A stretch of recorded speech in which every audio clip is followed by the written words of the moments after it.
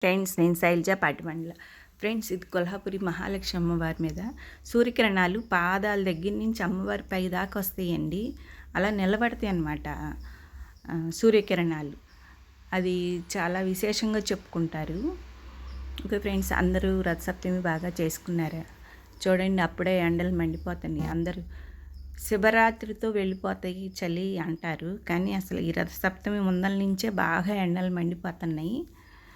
Okay friends, మనకి 12 మంది సూర్యులు ఉన్నారంట.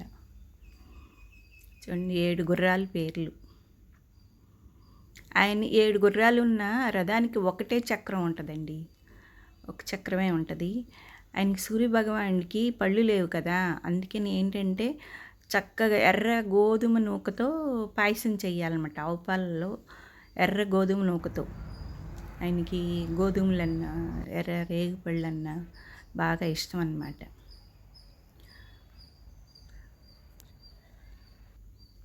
ప్రతి ఆదివారం ఇప్పుడు మనం రథసప్తమి రోజు చేసుకోలేకపోయామనుకోండి, ఆదివారం చేసుకుంటే చాలా మంచిదన్నమాట.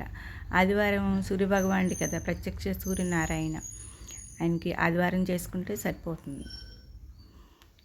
ఓకే ఫ్రెండ్స్, ఇది కానీ మీకు నచ్చినట్లు please subscribe, like and share. Thank you friends.